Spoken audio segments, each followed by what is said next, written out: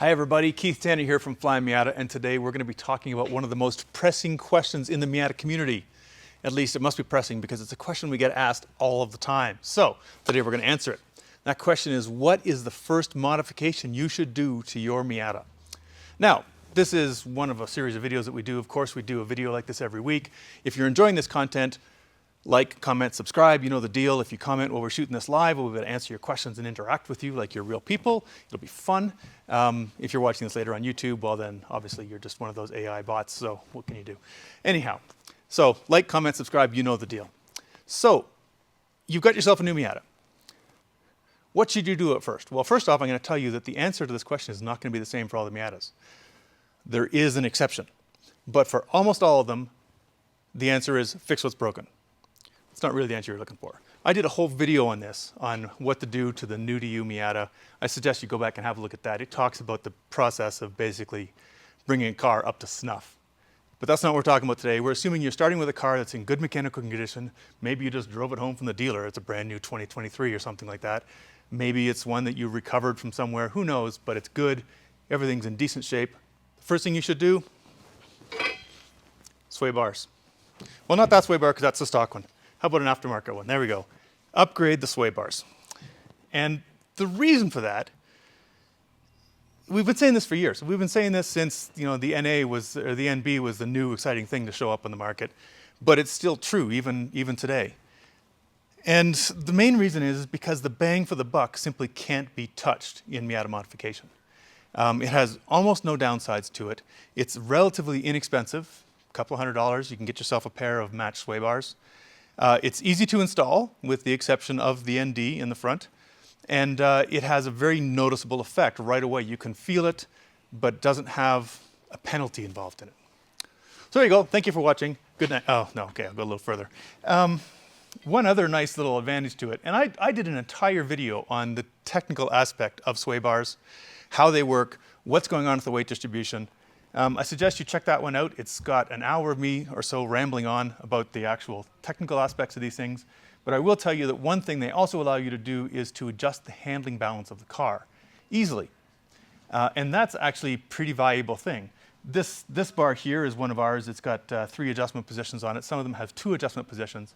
But these can be adjusted by simply moving, undoing a nut, moving the end link to a different location, tightening it up again, and all of a sudden you can feel what difference that made to your car, which is great for you learning as a driver.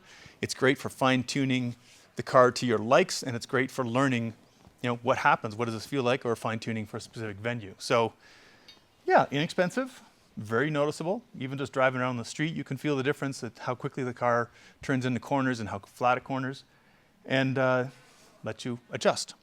So, that's all good. What's the one car that we don't recommend this for? It's going to be the NC1 and the NC2. And the reason is that the stock shock valving on those is awful. Put a set of good shocks on those first, then you can do sway bars. But if you've got a 2006 to 12 NC shocks, then sway bars, everyone else, you can dive straight into sway bars because that's the fun part. So one thing that's often misunderstood about sway bars is that the handling adjustments come from changing the distribution of weight transfer. And again, I did another video on this one. I go into a long conversation with myself about it. But basically, you're not changing the total amount of weight transfer. You're just shifting it from front to back. So you're just deciding, I have this much traction, how much of it is in the front wheels, how much of it in the rear wheels. You're not deciding, I want to add more traction to this end, so I'll make the sway bar softer. I'll make more traction to this end, so I'll make the sway bar softer. People often take that and say, well, if I make all the sway bars softer, or both, then they will have more grip overall. That's a common misperception. It's not true. So the nice thing is you're just moving it around. You're not taking it away or adding it. I will point out that, well, we call these sway bars mostly in the US. They're also known as anti-sway bars, which is more correct, and anti-roll bars, which is also more correct, depending where you live. They're all the same thing. Anti-roll bar, ARB, anti-sway bar, sway bar. Same deal. The entire purpose is basically to keep the car from rolling as much in the corner. It adds roll stiffness without adding stiffness to each corner.